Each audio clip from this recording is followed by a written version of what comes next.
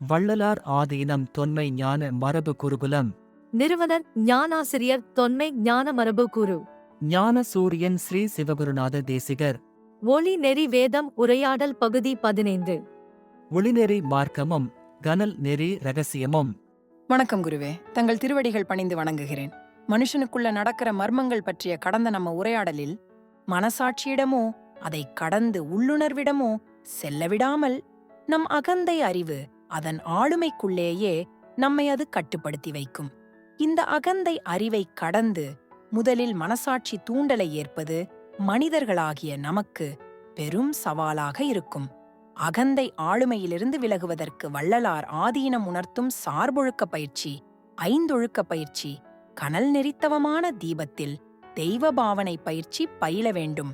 கனல் பற்றிய பேருண்மைகள், திருவடித்தவம், உணர்வு, உறுத்தல் பற்றிய ரகசியங்கள் அறிந்துணர வேண்டும்னு சொன்னீங்க. ஆம் மகளே, அகந்தை ஆளுமையிலிருந்து விடுதலை அடையாமல் பிறப்பின் பயனில்லை. இதுவரை நடந்த நம் உரையாடல்களில் வெளிப்பட்ட ஒளிநெறி வேதம் உணர்த்தும் பேருண்மைகளை கேட்டு தெளிந்து பயின்று பக்குவம் அடைய வேண்டும். பயிற்சிகளை பயில வேண்டும். இந்த உரையாடலில் கனல் பற்றிய ரகசியங்களை அறிவோம். சிறப்பு குருவே, கனல் பற்றிய பேருண்மைகளை அறிய ஆவலாக உள்ளோம். கனல் என்பது வெப்பத்தை குறிக்கும். சூரிய ஒளியிலிருந்து பெறுவதும் வெப்பம்தான். ஒரு மரக்கட்டையை எரிக்கும் போதும் பெறுவது வெப்பம்தான். நமக்குள் இருப்பதும் வெப்பம்தான். அன்னையிட்ட தீ அடிவயிற்றிலே என்று பட்டினத்தார் குறிப்பிடும் நம் அன்னையிடமிருந்து நாம் பெற்றதும் வெப்பம்தான். வெப்பமாக வெளிப்படும் கனலுக்குள் எத்தனையோ மர்மங்கள் புதைந்துள்ளது. இந்த மர்மங்களை உணர்ந்து கனல் நெறியை பின்பற்றி செய்யும் தவமுறை கனல் நெறி தவம் ஆகும். ஒளி நெறி மார்க்கத்தின் தவமுறை கனல் நெறி தவம் ஆகும். குருவே, ஒளிநெறி மார்க்கம் என்பது என்ன? ஒளி என்பது அறிவை குறிப்பது. ஒளிதான் அனைத்தையும் நமக்கு காட்சிப்படுத்தி அறிய வைப்பது. நாம் அறிந்து கொள்வதற்கு காரணம் ஒளியாக இருப்பதால் ஒளியே அறிவு என்கின்றோம். இந்த பிரபஞ்சத்தையே இயக்கிக் கொண்டிருப்பது ஒரு அறிவு. அந்த அறிவே பிரபஞ்சமாய் விரிந்து நமக்கு காட்சியாய் உள்ளது. எல்லோருக்குள்ளும் ஒளியாகிய அறிவு இருக்கும், ஆனால் முழுமையாக இருக்காது. சிறு ஒளியாகிய சிறு அறிவாயிருக்கும். இந்த சிற்றொளியை பேரொளியுடன், சிற்றறிவை பேரறிவுடன் இணைக்கும் செயலாகிய அசைவு நெறியாகும். ஒளியால் வருவது அசைவு. சிறு ஒளியாக சிற்றசைவாக நாம் உள்ளோம். நம் சிறு ஒளியை பேரொளியுடன், நம் சிற்றசைவை பேரசைவுடன் இணைப்பது நெறியாகும். ஆனால் அறிவு அறியாமையாக எல்லைப்பட்டுள்ளது. இதையே ஆணவ மலம் என்கின்றோம். நம் அறிவில் அகந்தை உள்ளதால் ஆணவ மலம் என்று பெயர். அசைவில் முரண்பாடு தடையாக உள்ளது. இதையே மாயாமலம் என்கின்றோம். நம் அசைவை சரியான வழியில் செல்லவிடாது மயக்கி முரண்படுத்துவதால் இதற்கு மாயாமலம் என்று பெயர். அசைவில் ஒழுங்கு வரும்போது அறிவில் தெளிவு வரும். அசைவில் ஒழுங்கு வருவதன் இலக்கு அறிவில் தெளிவை அடையவே. இவ்வாறு அறிவில் ஏற்பட்ட தெளிவு என்றும் விலகாது. ஒளியே அறிவாக உள்ளதால் அறிவின் தெளிவிற்கான இன்னெறி ஒளிநெறி என்கின்றோம். மார்க்கம் என்பது வழிமுறையாகும். அசைவில் ஒழுங்கும் அறிவில் தெளிவும் தந்து சிற்றொளியாகவும் சிற்றசைவாகவும் எல்லைப்பட்டும் தடைப்பட்டும் இருக்கும் இந்த எல்லைகளையும் தடைகளையும் உடைத்து பேரொளியாகிய பேரறிவுடனும் பேரொளியாகிய பேரசைவுடனும் இணைத்து முழுமையடைய செய்யும் வழிமுறை எதுவோ அதுவே ஒளிநெறி மார்க்கமாகும். குருவே, அப்படியென்றால் ஒளிநெறி மார்க்கத்தின் தவமுறைதான் கனல் நெறி தவமா? ஒளிநெறி மார்க்கத்தின் தவமுறை கனல் நெறியாக உள்ளது. நம் முன்னோர்கள் பயின்ற இந்த தொன்மை கனல் நெறித்தவம் எதுவென வள்ளலார் ஆதீனம் உளவு சொல்கிறது. ஒளியில் இரண்டு தன்மைகள் உண்டு. ஒன்று ஒளிர்தலாக உள்ளது, அடுத்து கனலாகிய வெப்பமாக உள்ளது. ஒளி என்பது அறிவு வடிவானது. அறியாமை என்னும் இருளில் மறைந்திருந்தவைகளை விளக்கிக் காட்டுவது. ஆம் குருவே, வெளிச்சம்தான் இருளில் மறைந்திருப்பவைகளை எல்லாம் காட்டித் தருகிறது. வெளியினுடைய எச்சமே வெளிச்சம். வெளிச்சத்தில் வெளிப்படுவது ஒளி. ஒளியில் காண்பது காட்சி. காட்சியில் தெரிவது எல்லாம் அறியாமை ஆகிய இருளால் மறைக்கப்பட்டவைகளே. புறத்தே காண்பது ஒளி. இந்த ஒளியே நம் அகத்தில் அறிவாக உள்ளது. ஒளியின் நுண்மைத்தன்மை அறிவு. அறிவின் பருமைத்தன்மை ஒளி. ஒளியில் வெளிப்படும் ஒளிர்தல் இயக்கங்களுக்கு வடிவத்தை தருகின்றது. படைப்புகளை செய்கின்றது. மாற்றங்களை நிகழ்த்துகின்றது. இது இறைமைக்கு சொந்தமானது. அடுத்து ஒளியில் வெளிப்படும் கனல் ஆகிய வெப்பம் இயக்கங்களுக்கு இயல்பை தருகின்றது. இது அசைவு வடிவானது. தன்னை சேர்ந்த எதையும் தன்மயமாக்குவது. பகுதிப்படாதது. இயல்பு மாறாதது. இயக்கங்கள் அனைத்தையும் இயங்க வைப்பது. இது ஆன்மாவுக்கு சொந்தமானது. நம் ஆன்ம நிலை கனலே. குருவே, நாம் எண்ணங்களாகத்தான் இயங்கிக் கொண்டிருக்கின்றோம். நம் உண்மை நிலை எவ்வாறு கனலாக இருக்கிறது? மனம் கனலோடு தொடர்பு கொண்டது. கனலின் தன்மைக்கேற்ப மனம் சலனம் அடைகின்றது. வடிவெடுத்த எண்ணங்களின் தொகுப்பே மனம். வடிவெடுத்த எண்ணங்களின் தன்மைக்கேற்பவே மனமும் பதிவுகளை பெறுகின்றது. இவைகளில் மீண்டும் மீண்டும் அழுத்தம் பெற்றவைகள் பயன் துய்ப்பிற்காக நிகழ்வுகளை தேடி அதற்குரிய பொறிப்புலன்களை நாடி ஏக்கமாய் மனிதனை சூழ்கிறது. மனம் பற்றிய பேருண்மைகள் விரிவானது. குருவே, அப்படியென்றால் கனல் மனத்தை தூய்மைப்படுத்துகின்றதா? ஆம், மனம்தான் மனிதன். மனத்தின் தூய்மை மிகுந்தால் மாமனிதனாக மாற்றம் அடைகின்றான். அதே மனத்தின் தூய்மை கெட்டு முரண்பாடு மிகுந்தால் மனிதனாய் பிறந்தும் மாவிலங்கு நிலைக்கு கீழாய் செல்கின்றான். மனிதனை மேல் நிலைக்கு ஏற்றவே எல்லா தவநெறி பயிற்சி உளவுகளும். இந்த மாற்றத்தை மனிதன்தான் முயன்று பெற வேண்டும். தெய்வம் அதற்கு துணை நிற்கும். மாற்றத்தை விரும்பாத மனிதனுக்குள் அகந்தை நின்று அவனை ஆளுமை செய்து அவன் கீழ்நிலைக்கு செல்ல வழிவகுக்கும். குருவே, கனல் நெறி தவம் என்பது மனிதனை மாமனிதனாக்கும் மாபெரும் தவம் என்பது புரிகின்றது. இதன் உண்மைகள் என்ன? கனல் நெறி தவம் பற்றிய உண்மைகளை நம் முன்னோர்கள் மிகவும் இரகசியமாக பாதுகாத்து வைத்தார்கள். கனல் நெறி தவம் என்பது தொன்மையானது, மகா ரகசியங்கள் அடங்கியது. குருமுகமாக பெறும் தெய்வ கனல் கொண்டு மனதை தூய்மைப்படுத்துவதே கனல் நெறி தவம் ஆகும். இதனையே திருவடி தவம் என்பர். இதன் முதல் பயிற்சி நிலையாக தீபத்தில் தெய்வ பாவனை பயிற்சி உள்ளது. தீபத்தில் தெய்வ பாவனை பயிற்சி பற்றிய விளக்கம் நாம் ஏற்கனவே பகிர்ந்துள்ளோம். இது ஒரு அறிமுக பயிற்சி விளக்கமே. விரிவான பயிற்சி விளக்கத்தை வள்ளலார் ஆதீனம் மையத்தை அணுகி குருமுகமாக பயில வேண்டும். இப்போது கனல் பற்றிய பேருண்மைகளை அறிவோம். நம்மிடம் உள்ள கனல் 5 நிலைகளில் 5 தன்மைகள் உடையதாக அமைந்துள்ளது. உறைநிலை கனல். இது கனல் வெளிப்படாத நிலை. ஒரு மரக்கட்டையில் உள்ளது போன்றது. எரிக்கப்படும் போதுதான் வெளிப்படும். அதுவரை உறைநிலையிலேயே இருக்கும். அடுத்து உறைநிலையிலிருந்து இயக்கத்திற்கு வரும் இயக்க நிலை கனல். இது நெருப்பு வடிவம் பெறுகிறது. எல்லா திசைகளிலும் பரவும். அடுத்து சுடர்விடும் கனல். இது நெருப்பின் நிலையிலிருந்து மேல் நோக்கி புறப்படும் சுடர்நிலை கனல். அடுத்து கதிர்நிலை கனல். இது சுடரிலிருந்து வெளிப்பட்டு பரவும் ஒளிக்கதிர். அடுத்து விளைவு நிலை கனல். கனலின் விளைவு விளைவாய் எங்கும் விரியும். இந்த விளைவுகளே பிரபஞ்ச தோற்றங்கள். அற்புதம் குருவே. கனல் என்பது உறைநிலை, இயக்க நிலை, சுடர்நிலை, கதிர்நிலை, விளைவு நிலை ஆகிய தன்மைகளில் முழுமை பெறுகிறது.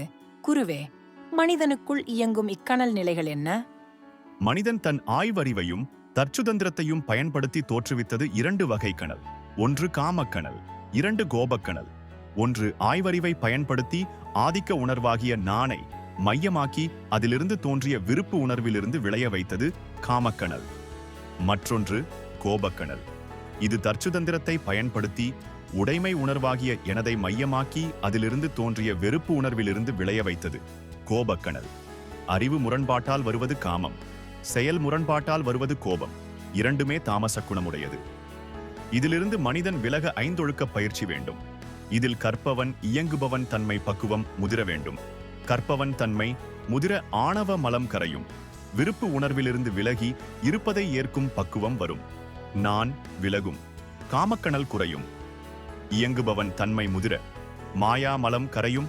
வெறுப்பு உணர்வு அகன்று ஈகை உணர்வு மலரும். எனது மறையும். கோபக்கனல் தணியும். எல்லா வகை எதிர்மறை நிகழ்வுகளுக்கும் காரணமாக இருப்பது இந்த 2 வகை கனல்களின் பெருக்கம்தான் என்பது மகா ரகசியம். இவ்விருவகை கனலிலும் மலப்படிவு மிகை. இவைகள் தாமச குணமுடையது. அடுத்து 3வதான நம் தேக கனல். இது சுத்த தாமச குணம் உடையது. மலம் படியும், ஆனால் கரையாது. ஸ்தூல தேகத்தை மையமாக கொண்டது. இந்த தேக கனல் நமக்கு வெளியே உள்ள பஞ்சபூத அணுக்களில் இருந்து கிடைக்கின்றது.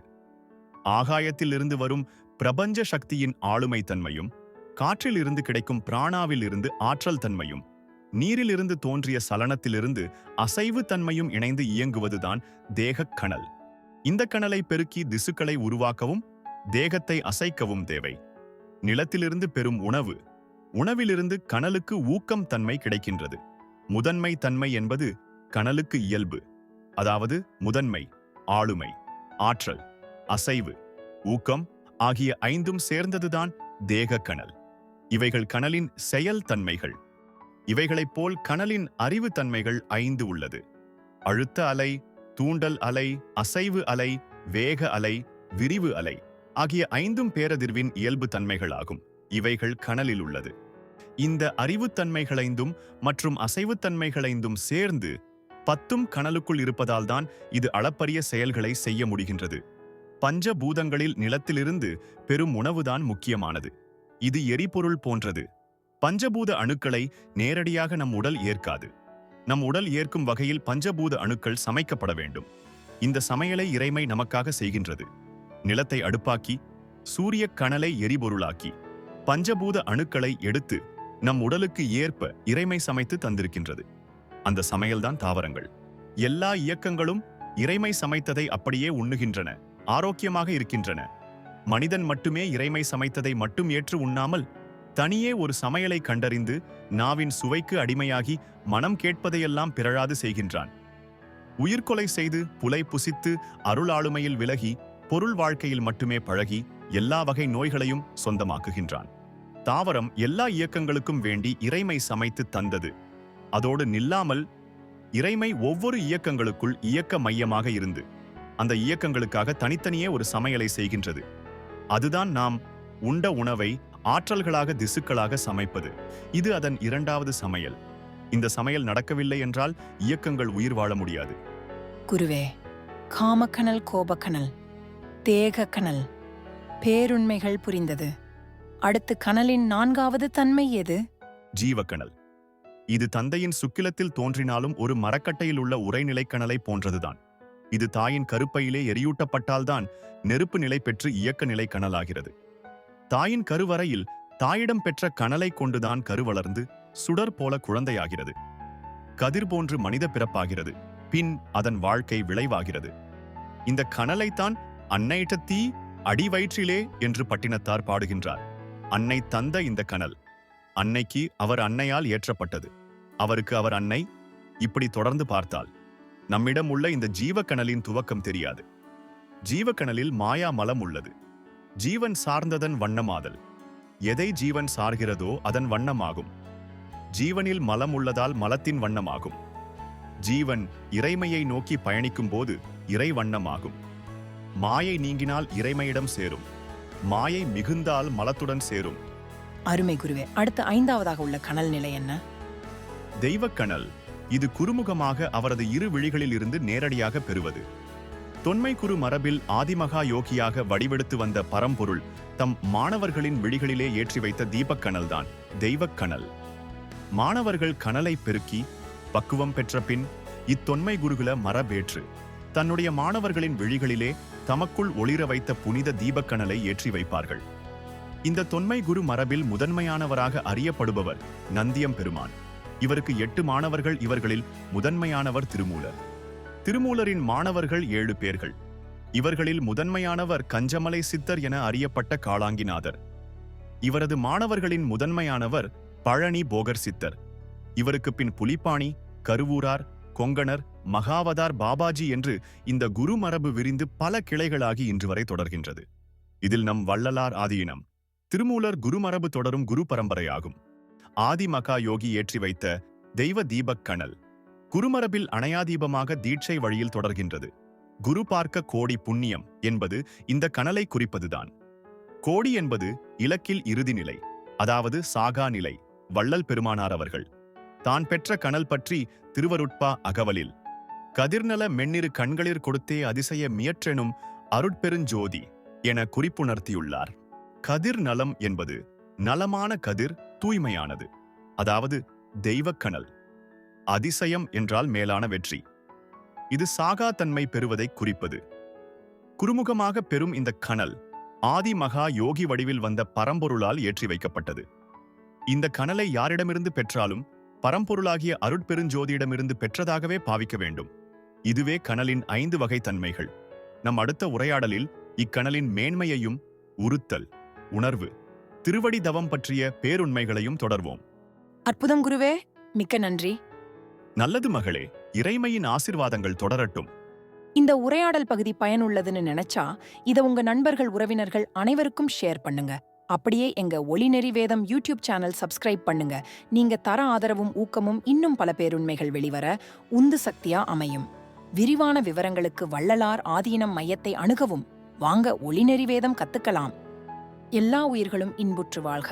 வள்ளல் மலரடி வாழ்க வாழ்கவே. குருவே சரணம்.